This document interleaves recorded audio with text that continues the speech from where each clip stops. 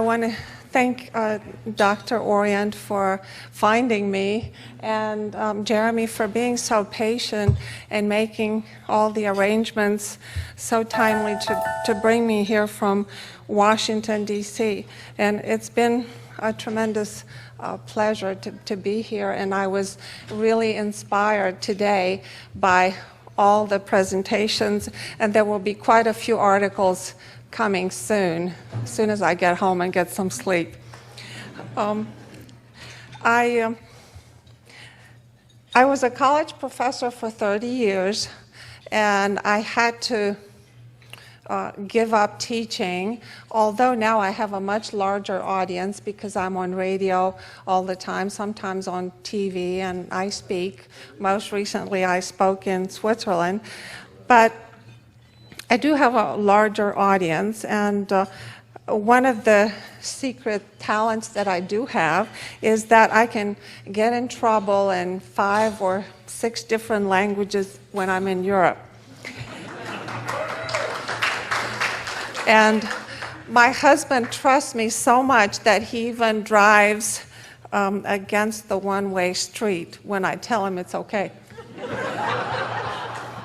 And he also puts premium gas in a diesel tank rental car. And of course, we ruined the car and we had to pay 300 euros to have it towed away, but that's okay. It was a nice experience. I came to the United States in 1978. I grew up in communist Romania, and I'm here because my daddy let his only child come to freedom. And unfortunately, he did not live to be at my graduation when, in 1989, he died a few months shy of Ceausescu's execution on Christmas '89. He was supposed to come to my PhD graduation, and he never made it. He died the day before. And he was a victim of communist goons. So it is because of that legacy that I am such a staunch anti-communist. And of course, I found Agenda 21, which is global communism. And I did not know much about Agenda 21. Obviously, I was blissfully unaware, but I was uncomfortable along the way, being in an academia dominated by Marxists. But I thought, well, maybe if I become a little more accommodating and if I can integrate a lot quicker, perhaps we won't have such differences of opinion at faculty meetings. But I became really interested in Agenda 21 in 2008 when I retired, and I moved to Washington, D.C., and I started seeing evidence from friends who were farmers who were finding themselves running into trouble with local government in reference to property rights. They couldn't farm, they were changing zoning rules, and this one word started popping up, a visioning committee and smart growth. And I thought, well, I have to investigate what is this smart growth and what's a visioning committee. And I found out that there was one in my county, Prince William County in Northern Virginia, which has actually brought Agenda 21 into our county. We have several Agenda 21 developments there. So pretty soon, being the smart cookie that I am, I found Agenda 21 everywhere, including the National Building Museum, where I actually went for fun. We have so many free museums in DC, and lo and behold, it was wall-to-wall, green growth, smart growth, comprehensive plan, Agenda 21, wall-to-wall, including the bookstore. So I started taking pictures as I visited the museum, and although it said no photographs, but I'm kind of a photographic nut. I don't follow rules very well if you tell me no. So I found out in this museum why we have such traffic in Northern Virginia and in DC in general. Back when they were trying to build the beltways, there were more plans for beltways, but they were actually stopped by community activists who riled up the people who had homes in the path of these beltways that were to be developed, and they told them that their properties were going to be stolen. So of course there was enough furor raised and the plans were scrapped. So that's one reason we don't have enough alternative ways other than I-95, 495, and 395 in DC. And they're constantly busy 24/7. And to make matter worse, Agenda 21 now has developments to take us away from our cars through all these very, very expensive toll roads, and they have just turned the HOV into a toll road. And it's very, very expensive. We were talking on the bus yesterday and it was done so criminally, really, they never consulted taxpayers that they were doing it. It was just a deal between the politicians and Transurban, the company that made the improvements. Well, the idea that Agenda 21 is everywhere is true. I have spent hundreds and hundreds of hours reading documents that I didn't want to read, that made my skin crawl because it reminded me of communism that I had escaped after 20 years. And I found out that this idea of the New World Order that is promoting this global communism via Agenda 21 through environmentalism actually has been around since the turn of the 20th century. All you have to do is look at your dollar bill, if you have one in your pocket, and on the back, right under the Masonic pyramid, are the Latin words Novus Ordo Seclorum, which means the New World Order. And everybody's familiar with Cecil Rhodes, of the Rhodes Scholarship fame. He was probably one of the first that had dreamed up and believed that the entire world should be under one government, and who might that be? Of course, the British Empire. And he had an interesting organization in 1891 that was called the Society of the Elect, or the Secret Society. And later on, they turned it into the Chatham House Gang because they bought this residence called the Chatham House for their headquarters.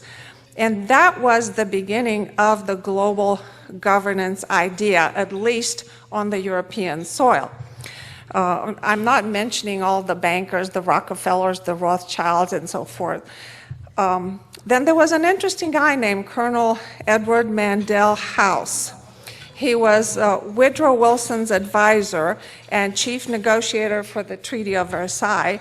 He had a kind of following of like-minded individuals who formed a group that had a kind of a innocuous name, the Inquiry.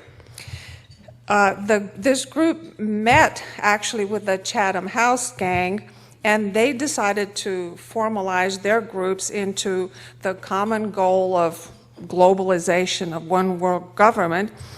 And the Chatham House Gang became what is today known as the Royal Institute for International Affairs, and the Inquiry Group in the United States became the Council on Foreign Relations, or CFR. President Roosevelt, about 2 weeks after Pearl Harbor, issued a, quote, Declaration of United Nations, which was the first time such a term was used in an American official document.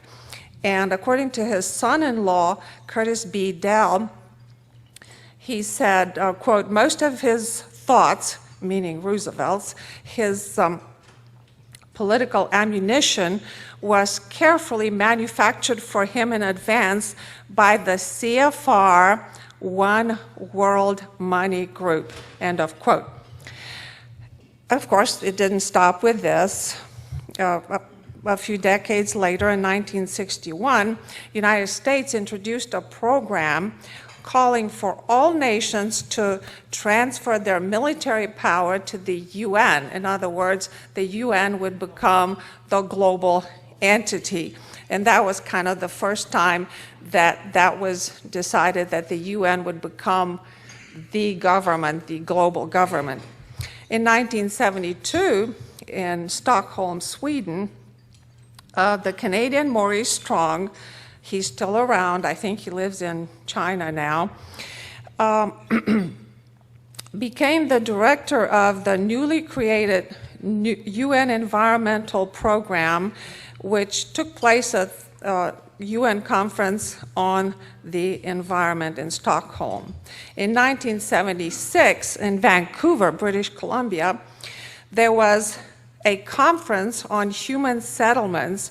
And think about settlements, it kind of sounds benign to you, but to me, it sounds very Marxist, because when they settled us, they moved us from the country, they confiscating our land, and they moved us into concrete block apartments. And sometimes they thought that we might have too big of an apartment, they moved another family with us, and we had to share the bathroom and the kitchen.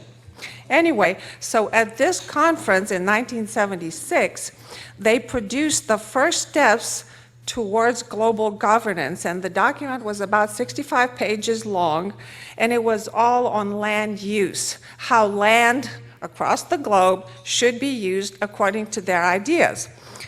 And what was the kind of the leitmotif of land use? It was public control of land use is indispensable. So the recommendations that appeared in this conference report are implemented in the US right now as sustainable development, which is the linchpin of Agenda 21. It is in your programs, if you have in your area, called sustainable communities or smart growth or green growth, as mandated by comprehensive land use plans.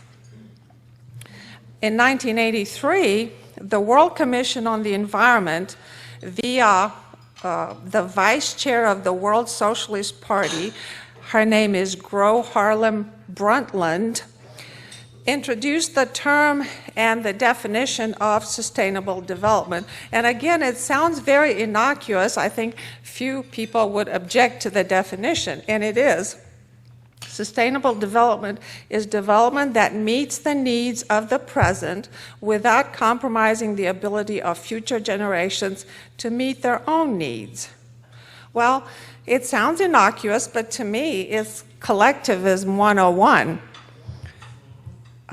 Who gets to decide what the needs are? And who gets to decide at what point you're compromising the ability of future generations, and what is the criteria you're going to use?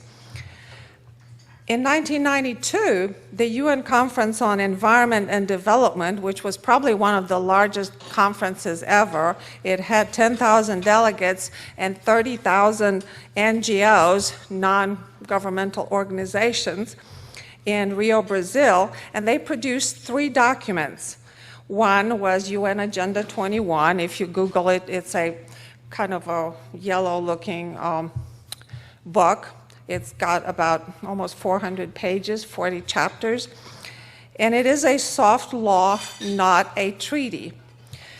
The Convention on Biological Diversity, which is a treaty, it has to be ratified, and it was.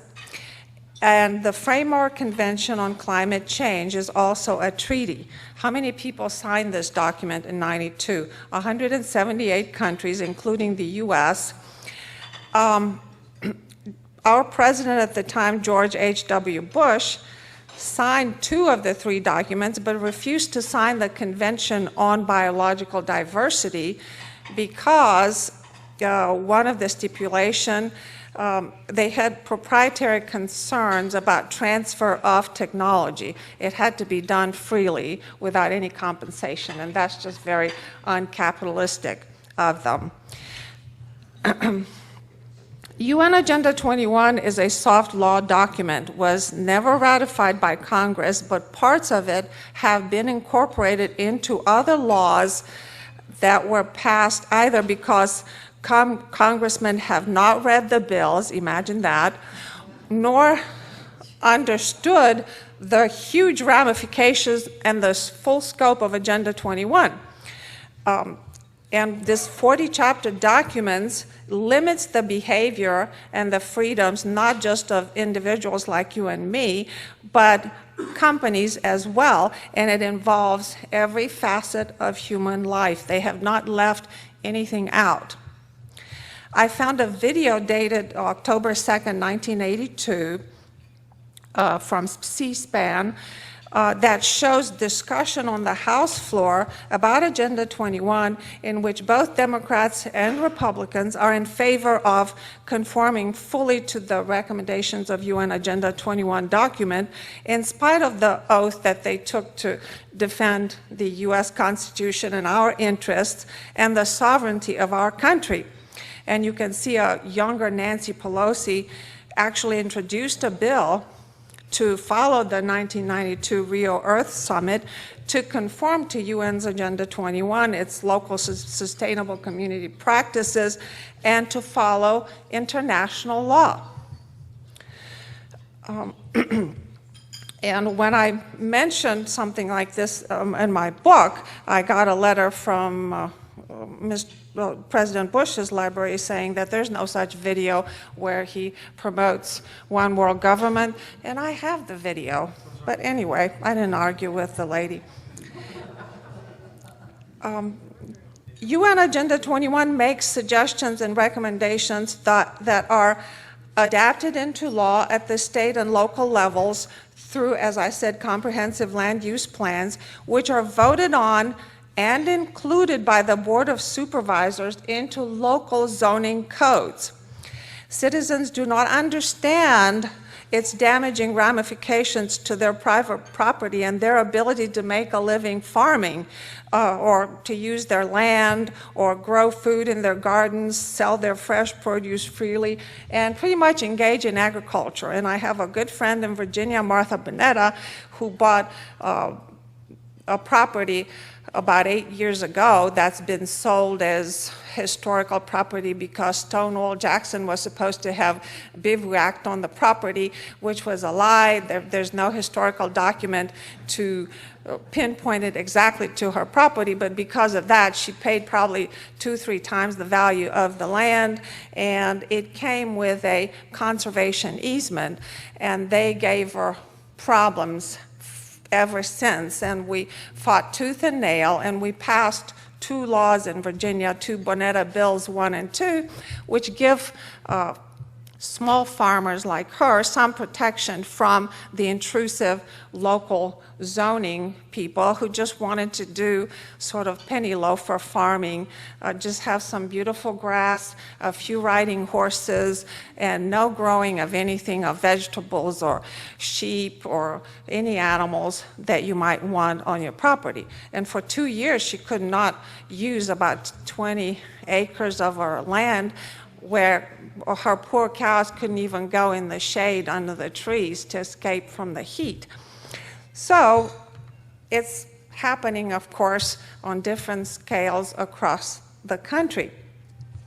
The late Henry Lamb, who's been fighting Agenda 21 for years, and then there's Mr. DeWeese, Tom DeWeese, who is still fighting it through American Policy Center. He said that government control of land use is a fundamental principle of global governance. Well, what are the stated goals of Agenda 21? One that scares me is population redistribution according to resources. So that kind of reminds me of communism, because everything we did, we had to do it according to the prescription of the centralized government, whether it was to go get a job on the top of the mountain after college, because that's where the need was, from confiscating your home, confiscating your belongings, and deeming you bourgeois because you may have a few extra possessions or an extra house or an extra parcel of land. So this population redistribution according to resources just gave me the creeps. Government control of land use in order to achieve equitable distribution of resources. Again, that's Communism 101. Land use control through zoning and planning. They're doing it all over the country, whether you know about it or not, and it's not in the interest of the people in the area. And they're so bold, as I found a document from 1998 in Montana, from the Park Service in Montana, telling farmers that they want to move them off the property because they don't want them to hunt or disturb the wildlife. And they were fighting the local representatives. Why are you not understanding that we're trying to help you? We're trying to save you money. We'll move them in the city, and the city has to worry about them, and you don't have to spend any money in the county. So under this guise, they were wanting to confiscate their properties, their land, in the country. And I was really upset about it, and I had to track down the representatives who are no longer there, and track down the newspaper editor and so forth, and they all confirmed what I had dug up. They want government control of excessive profits from land use. Again, that's a Marxist idea. They want urban and rural land control through public land ownership, and we already have these private-public partnerships springing up all over the country, and not just in reference of agricultural land, but even land for development of property or housing. Population control, and I don't know how they're going to achieve this, because if you look at various documents, different denizens of these environmentalists go anywhere. We're supposed to have ideally 500 million to 1 billion people. So how are they going to get rid of the rest of us? Attrition, famine, sterilization, I don't know. Developing rights must be held by public authorities via regionalist authorities. And I don't know if you know, but the United States is divided into 12 regions. And they call them FEMA regions, but they're actually regions recommended in the Agenda 21 document. Most recently, I found a video of Cristina Figueres. She is the president or secretary, I don't know her exact title, of the National UN Framework Convention on the Environment.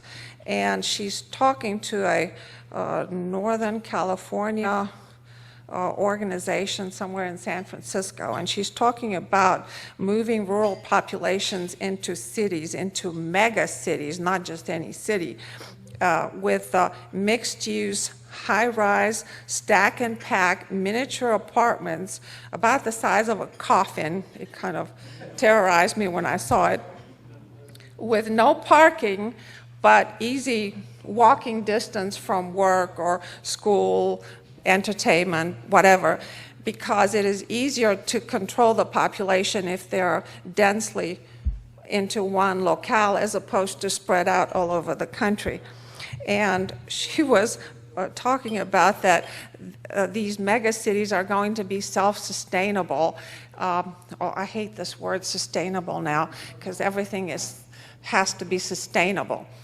It's a nice word, but because it has such control connotations.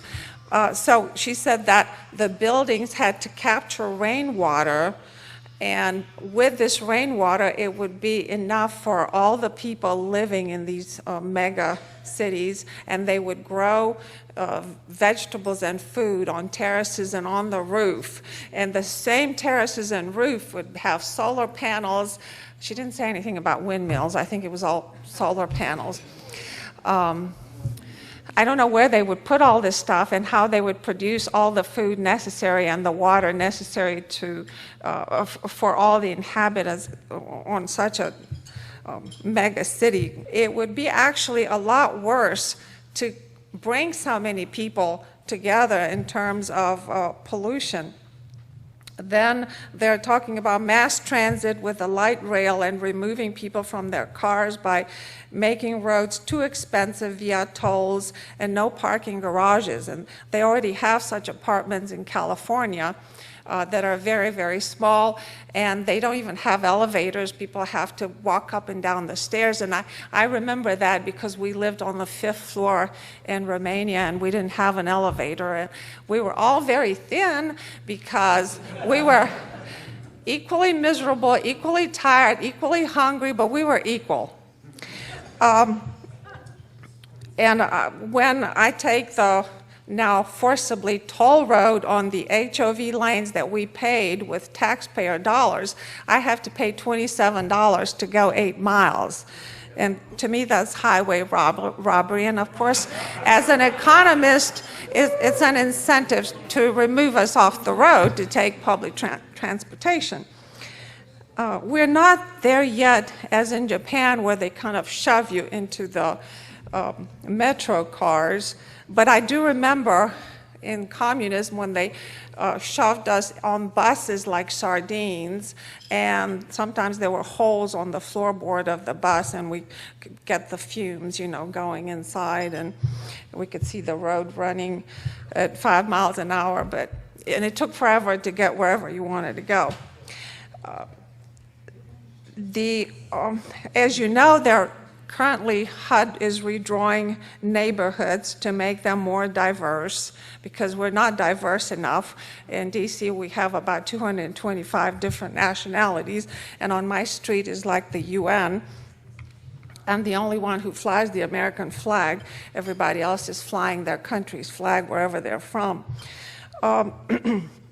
It is now in Seattle, according to the Seattle Mayor Ed Murray, it is social injustice to own a single family house. So they're trying to ban single family zoning in Seattle, and that involves anybody who would have a 5,000 square foot lot.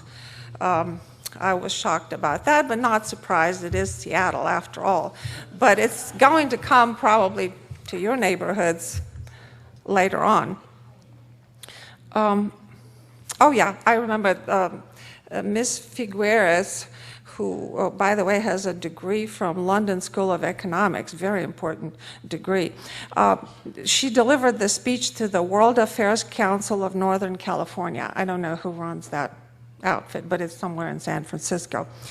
And she was touting at this speech that the world has reinvented itself. We have to reinvent government, and we pretty much have done that already. We're way on our way in the United States. We are reinventing government at different levels. She attempted to convince all the mayors in the world that these mega cities represent efficiency and prosperity for all. And my mouth was kind of dropping listening to this. I don't see the efficiency and I don't see the prosperity. All I see is oppression and control, oppression and control.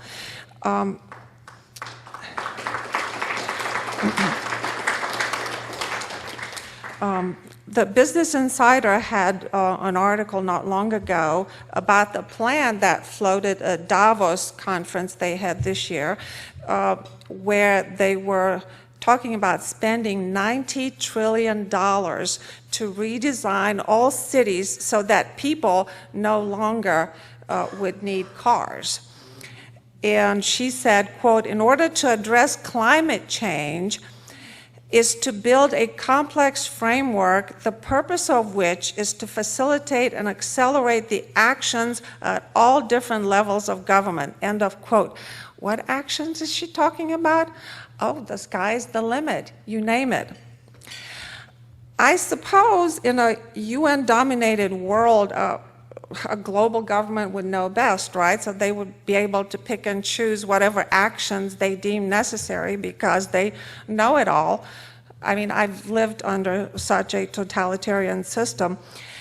Sustainable transportation and coffins, are going to be stacked, I presume, by the millions in these mega cities. If you have time, Google this video and you'll be flabbergasted. How are you going to grow food on roofs and terraces? I'm trying to grow food in a garden, and the deer, the rabbits, everybody's eating my stuff. And I can't put enough fences because the HOA, another arm of Agenda 21, is not letting us. My neighbor had to get permission from us in writing that they can build a deck onto their house. You don't think that's control? It is. I don't understand why Americans ever agreed to HOAs. And I don't buy that, oh, it just keeps up property values. How? Explain it to me economically, how the fact that George put pink flamingos in his yard that can be removed, how is that going to affect the value of my house? But anyway, that's another conversation. Figueres said, quote, "You will enjoy unlimited interaction and global cooperation," end of quote. Really? What kind of interaction?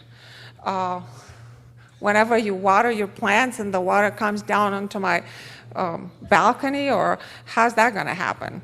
And global cooperation, she said that the buildings will capture as much water needed for the food grown on roofs and terraces of the building, end of quote. I'm still not, I don't understand where this woman is coming from, and she's educated at the London School of Economics.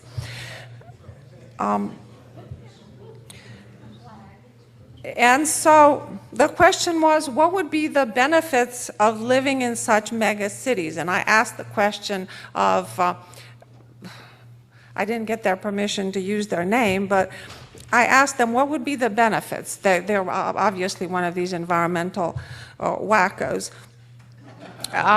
He said that we're going to avoid the catastrophic rise in temperatures. Okay, never mind the polar vortex that dumped records amount of snow and froze half of the globe. Even Cairo got snow, if I recall. And every time they try to meet about global warming, they were either frozen or snowed in. But this guy said we're going to have increased food security. Well, this is absolutely madness, because I've researched that all the grain stored in the world can only last for 2 days in a case of a worldwide catastrophe. So how is that going to be feeding us a few plants on the terrace or on your balcony? He said, oh, you're going to have increased energy security. Really? How so? Solar panels, they still need conventional electricity when there's no sun. Windmills need conventional electricity to run. They cost, the maintenance is high. You have to keep all those things oiled. Just because they spin, that doesn't mean they're producing electricity. They operate, I think, ideally when the wind is like 33 miles per hour. So I'm not buying that. Increased water security from collecting rainwater, really? Okay. Transportation security using electric cars with charge stations. We have quite a few of those in DC. I've never seen anybody charging their cars at those stations, ever. And besides, where's this electricity coming from? Is it not coming from burning coal? Well, he also said that the low-carbon model contributes to job creation. What jobs? These green jobs don't really exist. They just renamed any kind of job green job. I haven't seen any. Job security? I don't think so. And happiness? I don't know. I look in the cities, I don't see anybody smiling. They actually look weird at you if you smile or say hello. Safeguards natural resources for future generations. Would there be future generations? Because if you look at the demographics in the developed nations of the world, they're like 0.9 babies per family. They're not even a 2.1 replacement value. So pretty much Europe is committing suicide. The only reason we are at 2.1 is because we have all the illegal immigration and all the anchor babies, et cetera, et cetera. So will there be future generations? Perhaps, but not from the developed world. And my question is, what future generation, if we live in those mega cities, would that be before or after mass starvation? We'll see. But here's another point to this Agenda 21 Shangri-La mega city living. You have driverless cars. Wow, there will be a black box in every vehicle, and I found out that the guy who suggested the idea of having black boxes in every vehicle is a former KGB, a Russian guy. Makes sense. Manipulation of humans who suddenly don't have to do anything. You just sit there and you're kind of compliant and drone-like, and you're shopping on your iPads.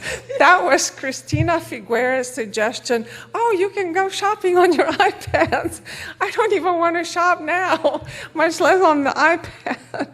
So it's just another way to dumb down a person's education, because don't tell me just because you can manipulate technology and type really fast and know how to retrieve information, that makes you really smart. I don't think so.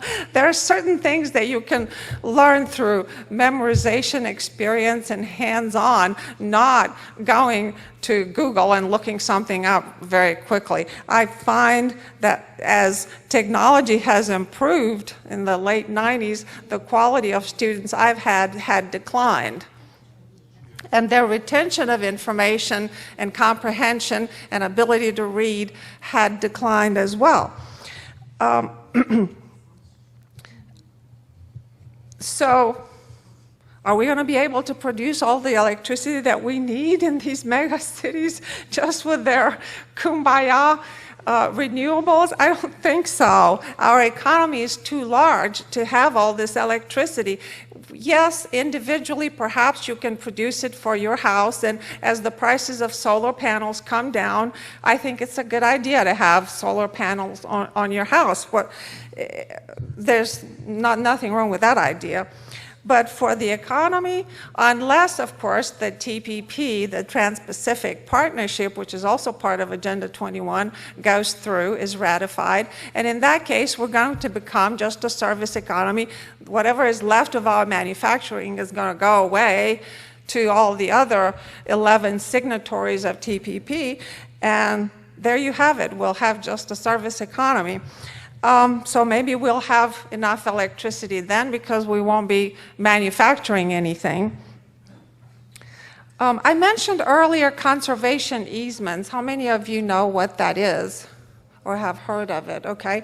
They're also called conservation covenants or agricultural easement, and I actually researched the latest data from Ohio, all the acres, and they have quite an extensive conservation easement around in that area. They exist in all of the 50 states, or is it 57 states? I forgot to ask. Just kidding. 50 states, and it's basically a contract between a landowner and an NGO, a land trust, a non-governmental organization that receives matching funds from the government, and they buy the rights to tell you what to do on your property, either for 9 years, 10 years, or in perpetuity, depending how greedy you are or needy for money at the moment. And I don't know of many farmers who don't need money continuously. So when somebody offers you $500,000, you're going to take it, not thinking about down the road consequences. And sometimes they're pretty onerous because they come and inspect your property frequently to make sure that you are compliant with the terms of the contract, which are, by the way, secret. They're only known between the grantor and the grantee. And it runs with the land. So if you sell the land, the person who buys it, and that was the case of my friend, buys the conservation easement as well. And you have to abide by these rules. And I found that in the state of Ohio, for example, on page 18, the deed for the federal government of the conservation easement says, quote, to have and to hold the above described agricultural easement to the use, benefit, and behalf of the grantees and the United States and their successors and assigns forever, end of quote. How would you like to be that farmer who wants to leave their land to their children? The local sponsor or applicant that pays for the conservation easement contract can be a municipal corporation, or it can be a county or a township, it can be a soil and water conservation district, or it can be a charitable organization that applies for a matching grant on behalf of the farmer. The problem arises from the fact that soil and water now are taking the place of elected officials, or a charitable trust or an environmental trust are also not elected officials, so they become that shadow government, so to speak. They're just land brokers working for the state government as so-called sponsor. Well, that's a big problem, and I think farmers should think twice before they sign such a conservation easement. In the case of my friend Martha, and there's actually her YouTube video still up online, they came and demanded to inspect her closets. She had a barn where people got together and had parties, and there was stoves to cook, and there was a closet to put your muddy boots and whatever and clothes, and they wanted to inspect her closet. How intrusive. The environmental impact statements, and I read the one coming from Montana, it actually stated point blank that it had plans to manipulate human populations into rural areas, end of quote. And that was really scary. How many of you know of Dr. Kaufman Wallen's project map? You've seen it online? Yes? Okay, he developed it in accordance with Agenda 21, with the biological diversity, the NAFTA treaty, and other treaties. And if you look at it, it shows in various colors where human habitation will be allowed, where corridors of passage will be allowed, where the military bases will be allowed, and the areas where there will be no trespassing, no humans, nothing, it's all wildlife. And those areas are the largest part of the United States, so it's pretty scary. This man was very remarkable because he stopped the passage of the document an hour before by presenting this map they had developed. How many of you have heard of the law of the Sea Treaty, which is part of Agenda 21? Lots of people. The acronym is LOST, L-O-S-T. If this is ever ratified, and it was presented 4 times, last time under Mr. Kerry, it will give UN total control of all the territorial and oceanic waters in the world, including passage, whether you want to, it's your military or commercial passage, whether you're doing underwater mineral and fossil fuel explorations and so forth. And of course, the UN would have their own bank, and everybody will have to give them a percentage of any kind of mineral rights or passage fees or whatever, and they would have a court that would settle all the disputes between countries, individual corporations, or individuals who might be happen to sell their yacht in that area. And of course, they would also control all the straits, passage through various straits. So can you imagine that? The implications are really scary. President Bill Clinton facilitated President Bush's initial commitment to Agenda 21 by signing an executive order which created the President's Council on Sustainable Development, and the goal of this council was to translate Agenda 21 into public policy under the guise of ecosystem management. those of you who have ever visited in Virginia, there's a county called Loudoun County in Virginia, and they already have areas where people can buy homes, very expensive home, and it's located in such an ecosystem management. When you build it, you have to agree to all these medieval standards. The only thing I like about it, you have solar panels, but they're on thatched roofs. I don't think I want to spend $800,000 to in excess of $1 million to live in a thatched roof house. I'm scared a cat might fall through, but anyway. The one world governance harmonizes with every country in the world in relation to environmental protection, racial justice, equality and social justice, and these are just kind of quote code words for redistribution of wealth, of course, and they also promote health as a human right. And you know, I grew up under communism, and we did have socialized medicine, and it was a right. It was your right to go see any butcher you wanted and wait all day.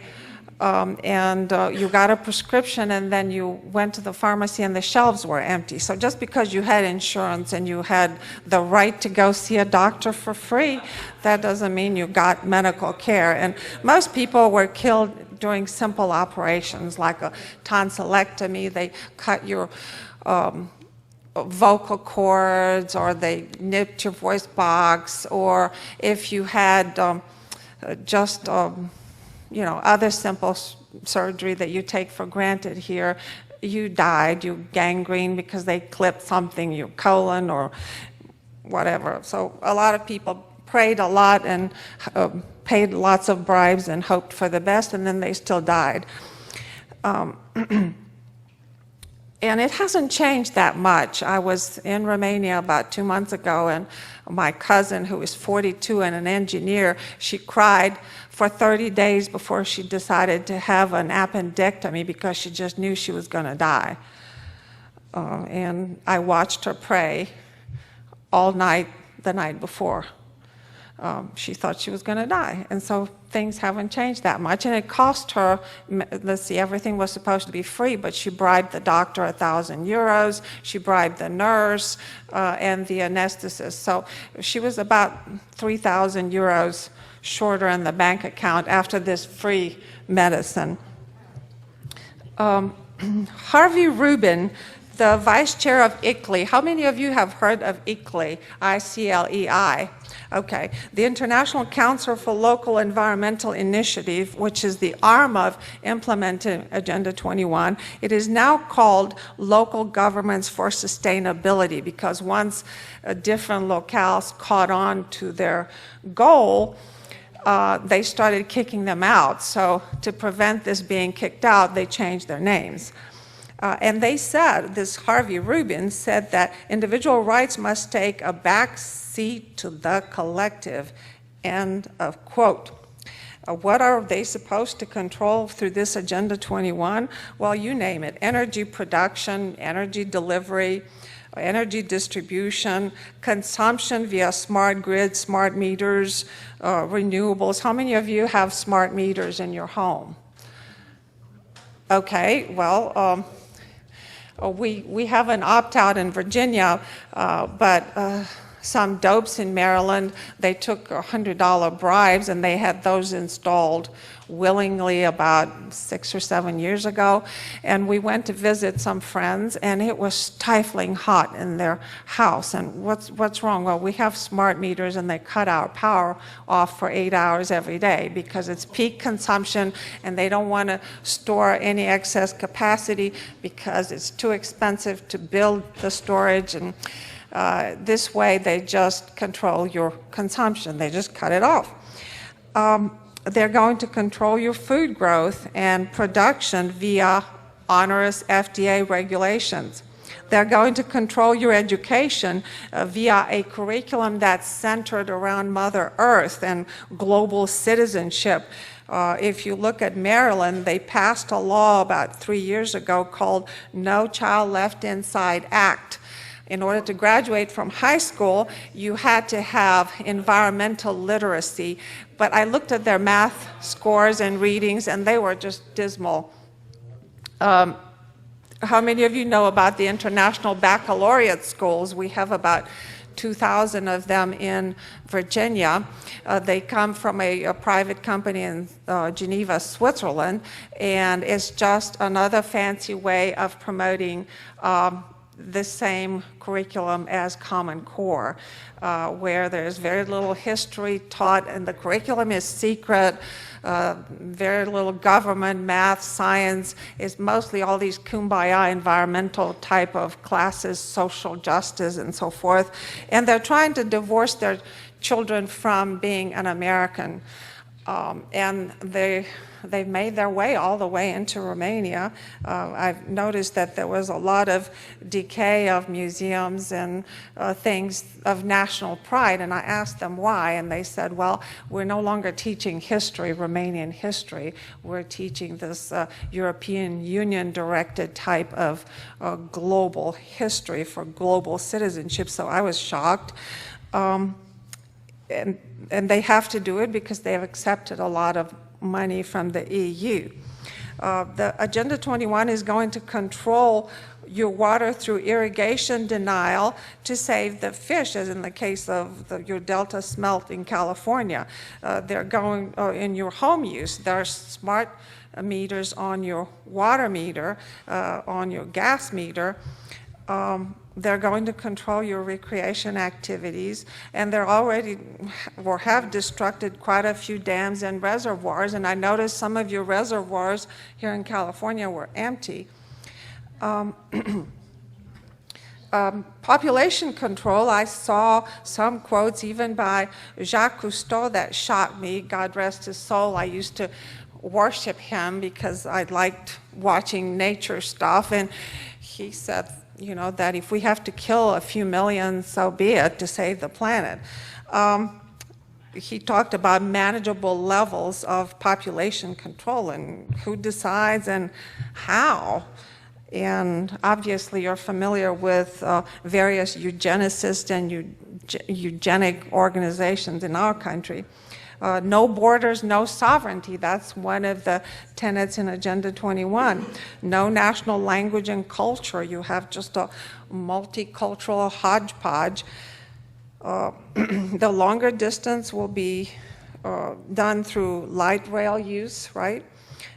You will have mobility restrictions. When I was growing up, I don't think we went past 60 kilometers around where we were born our entire lives. If we did, we were extremely lucky. Either that or we were able to jump the border or swam across the Danube, whichever. Here are some things that Agenda 21 deems not sustainable. Well, pretty much everything that defines our Western civilization, private property, fossil fuels, consumerism, farming, irrigation, commercial agriculture, pesticides, herbicides, farmland, grazing your livestock, paved roads, golf courses, ski lodges, logging, dams, reservoirs, fences, power lines, suburban living, and the family unit. And I have seen in the Washington Compost a lot of, Washington Post, I've seen a lot of articles lately where they're saying that Americans no longer like to live in suburbia. They just want to live downtown where things are happening, and they just don't like to have a family anymore. They just like to live, you know, in interesting combinations. Really? And they're promoting these articles week after week, and it just nauseates me, but I have to read them so I can keep up with what the enemy is doing. According to my friend late Henry Lamb, UNESCO, which is another tentacle of the United Nations, had taught seminars to teachers and disseminated curriculum materials that promoted the idea that nationalism was bad and had to be replaced with global citizenship. As a matter of fact, I went to my local high school to see some of these international baccalaureate textbooks for myself, and I was told that I couldn't unless I had a child enrolled in the program. But I did find out that they were spending about $8,000 per teacher to train them, and this money per year. And this money was coming from the budget that was supposed to be used to teach our children in general. So I was talking to my daughter the other day about that, and she was telling me how she had tutored a child who was involved in the Common Core curriculum, and she was not allowed to choose her literary piece to write a report on. She was told to go use some easy, cheesy contemporary writer because it would be easier to read. You're just not smart enough for Charlotte Bronte. You have to read something modern. But anyway, so this international baccalaureate kind of plants the seeds of prejudice against your national pride, against your Americanism, and supports the idea that global citizenship is the way to go, and so is the world governance, because they are the only viable solutions to the future of a socially, racially, and economically unjust planet. And well, I asked the principal, what if I have a child and I want to enroll him or her in this program? And he said, well, first the child has to be enrolled for at least a year before we make the transition, and we have to determine whether they're mentally prepared for this program. Really, there's very little math, very little science, no American government, no history, just European history, social justice, environmental curriculum, stuff like that. So I did find out some things from people who actually had their children in the program, and that's how we know the little information we know about them. And some high schools managed to vote them out because they ran out of money, simply. My daughter was joking that they were saved, both my daughters were saved in the South because it was this pre-Common Core, and she said, well, they were so poor in the South they couldn't afford to buy up-to-date books, so we were good. We were still taught from old books from 20 years ago. Because we were talking, how did you turn out, both of you turn out to be conservatives? Because my son kind of straddles the fence. He's only 25, his brain is not fully developed yet. Sorry. It's true. Isn't that physiologically true? They kind of stop developing at 25, am I right? Am I wrong? Okay, I'll correct myself next time.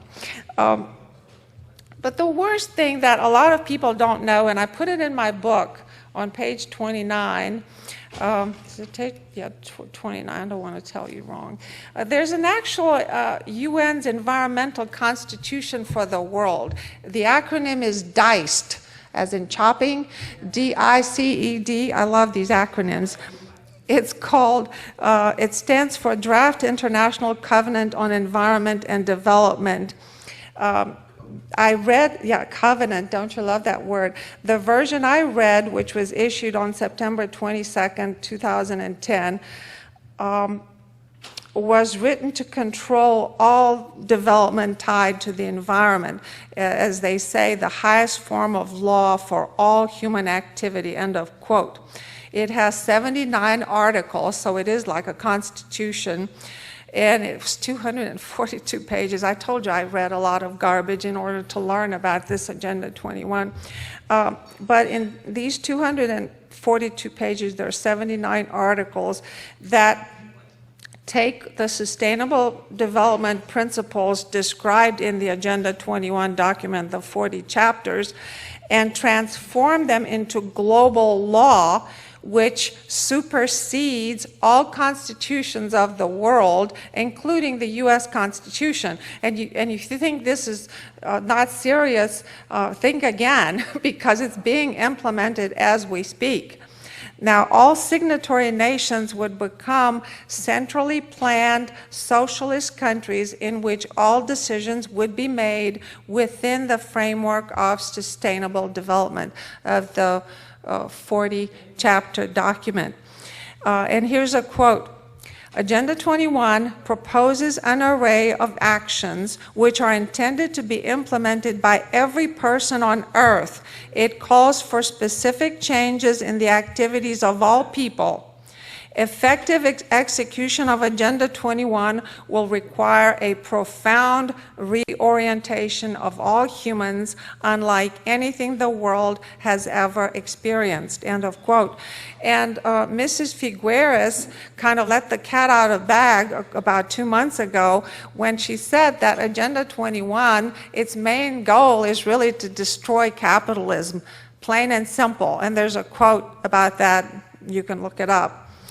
I mentioned earlier that President Bill Clinton issued an executive order number 12858 in 1995, which directed all the federal government to work with the state and local governments in a joint effort to, quote unquote, reinvent government using the guidelines in Agenda 21.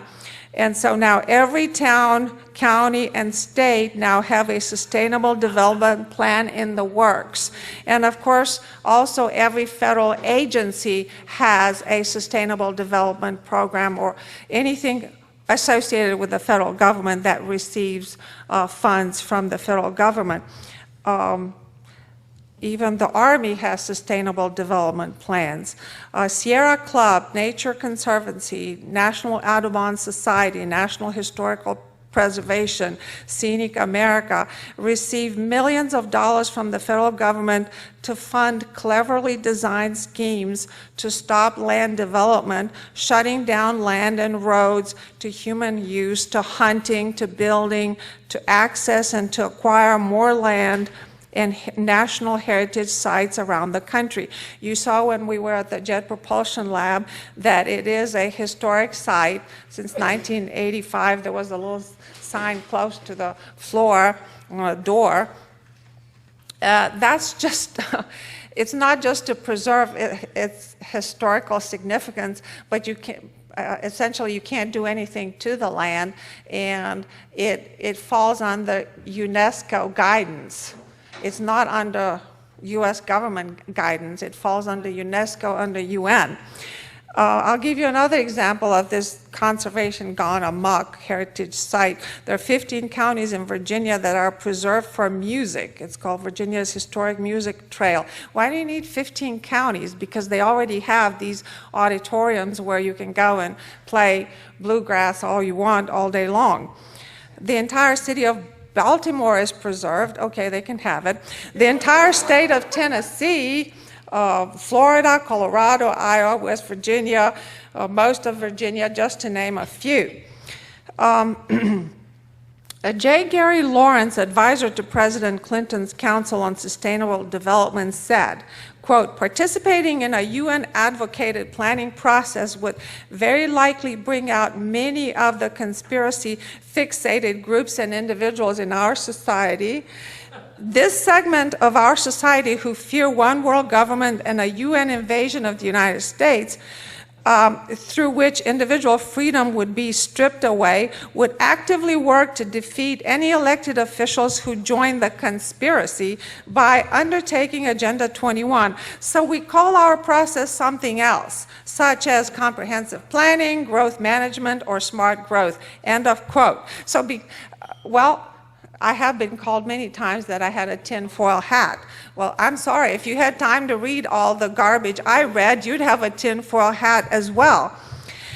Even Pope Francis, sorry Catholics, delivered his encyclical on climate change, and I read it in Italian because I do speak Italian fluently, and I found many similar quotes in his, probably 2/3 of his speech, that were lifted from Agenda 21, and some of them were changed slightly. Now, towards the end, he had a couple or maybe 3 prayers, so that gave it kind of a religious connotation. But having His Holiness support the goals of the climate change industry kind of gives the entire agenda a new and very powerful facade.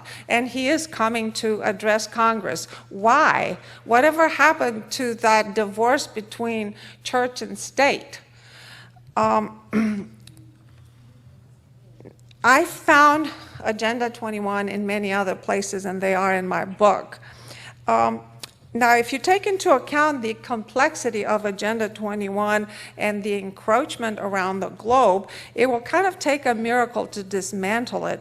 I found Agenda 21 in Romania. I was in this really dilapidated building that we used to live in, and they had a brand new bank of smart meters. There were about 17 of them on the wall. And everybody in the building complained of arthritis, and they had tinnitus, and they had burning on the surface of their skin, and they couldn't sleep. They had insomnia, they had tachycardia, and they all had the same symptoms, and they were all treated by the same doctor, and nobody knew why they're so sick. And after I interviewed several people in the building, it kind of coincided their symptoms with the placement of these smart meters. So I told them to buy some copper plates to kind of protect themselves a little bit. I don't know. I'll have to find out if it worked on my next visit.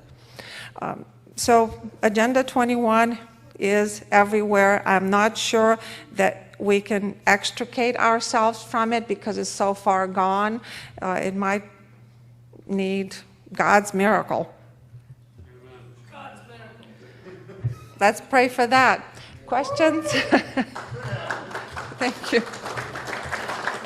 Number one, I'm sorry we were making a lot of noise, only because we were cheering you the whole way. Everything was so consonant with what we agreed with that we couldn't help ourselves, and I apologize for that because we didn't want to interrupt you, but your speech was great. You guys had a beer or two too many. No, martinis. But listen, everything, let me tell you about just the last point you made was about the Pope and his encyclical Laudato Si.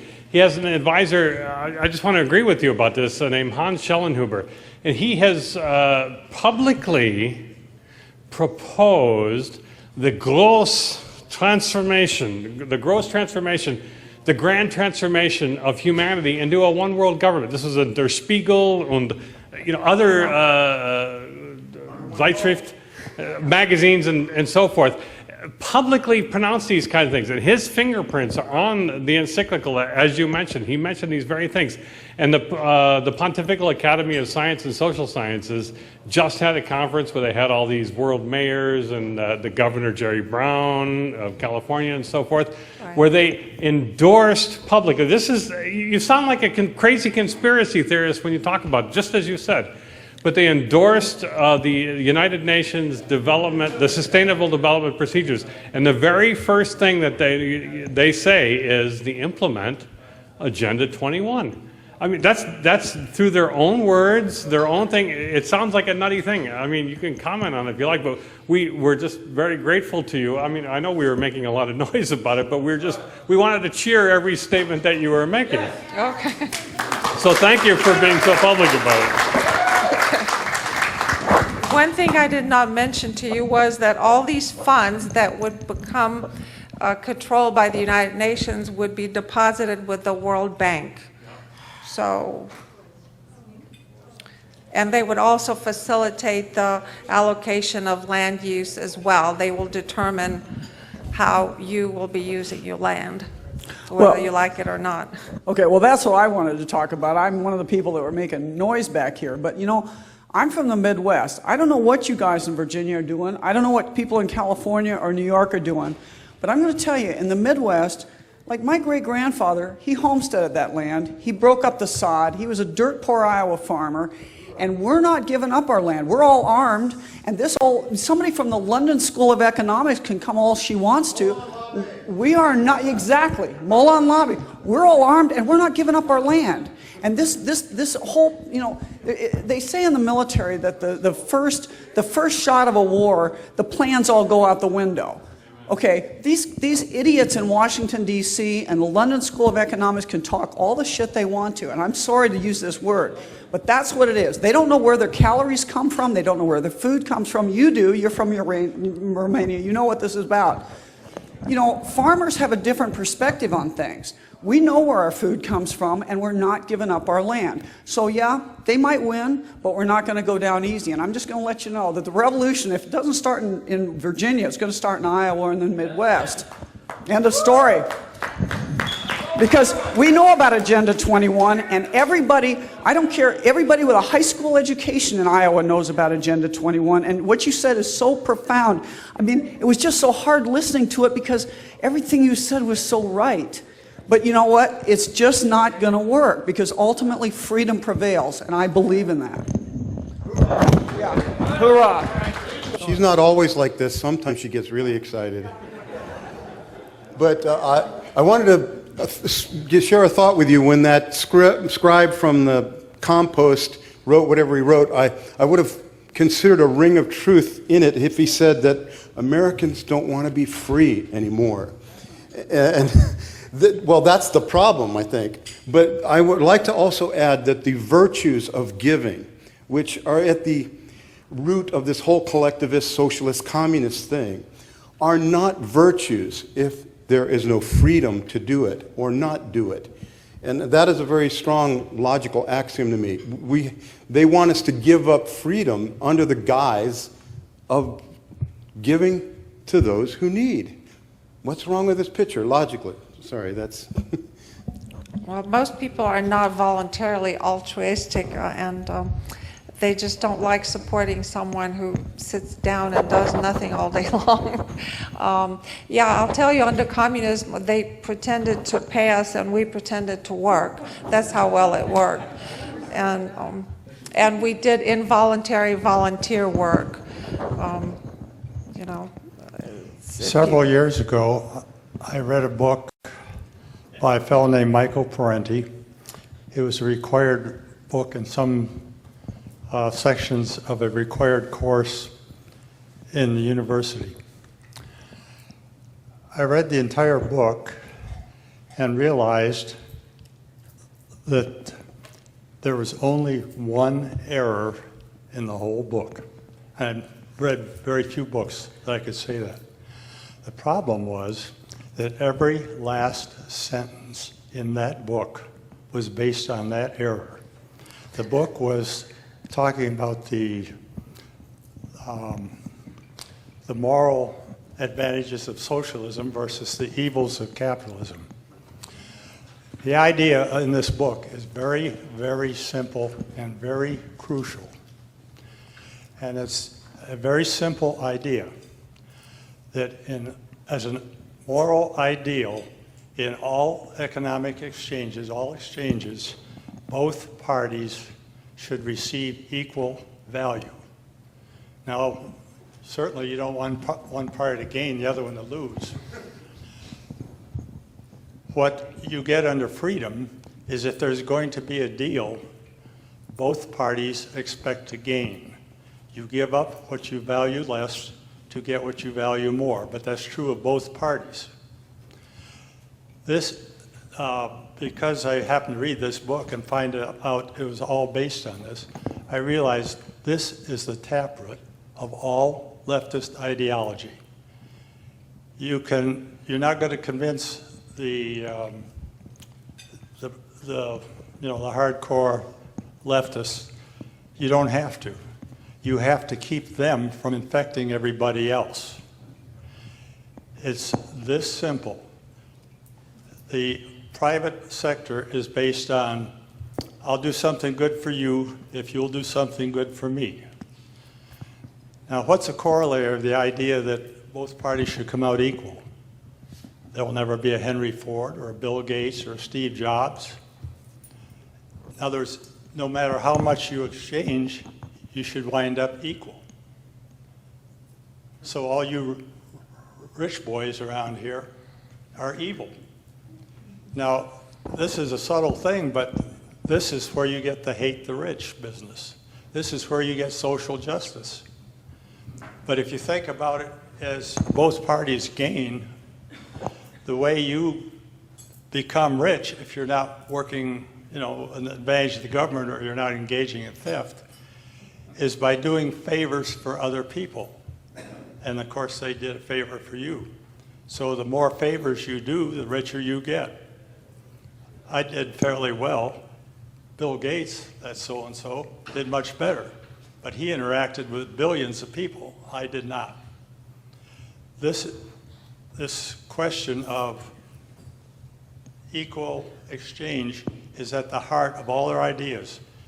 Look at everything you see from them and trace it back, reverse engineer it, and it will wind up there, usually. Thank you. Just a quick question on, about 40 years ago, this fellow by the name of Paul Ehrlich came around, and we still hear his idiotic ideas. None of this ZPG or any of the things he predicted. Where does he fit into this proposed Agenda 21 and all that other stuff? Oh, he's a big supporter of Agenda 21, of population control, eugenics, you name it. He's out there. Yeah.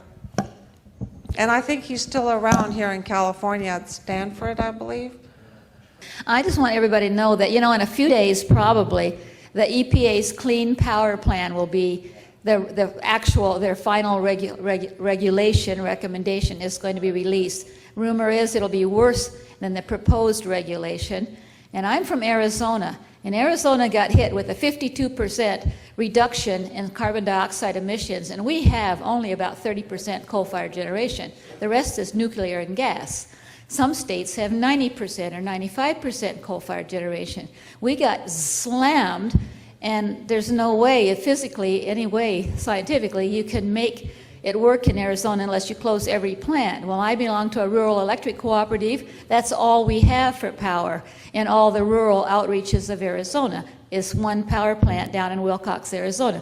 Things are heavy. Some states have said they're going to opt out. They're not going to do it. We're trying to comply because the federal implementation plans are worse than the state ones usually. And so things are happening, and they're happening really fast in this nation. And by the way, since you live in Washington, D.C., did you know that the whole Capitol Hill complex is powered by a coal-fired generator? Yeah. I may be one of the few people in this room who's lived during a period of subsistence farming. I'm 85. I lived in western North Carolina, which was kind of backward. And I want to address this one issue you mentioned about people are going to a big apartment complex in one of these mega cities is going to grow enough food to sustain themselves. That's a pipe dream. That's a fantasy.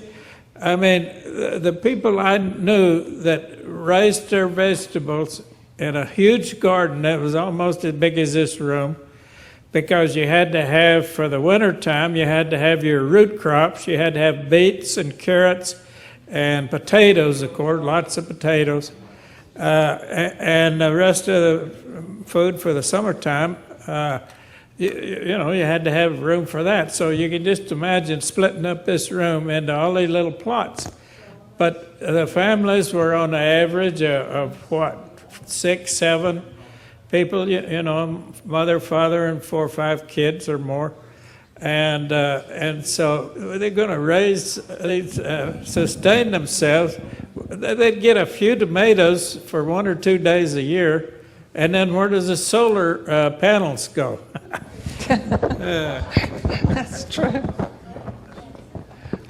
All right, thank you very much, Dr. Johnson. Thank you. Thank you for having me.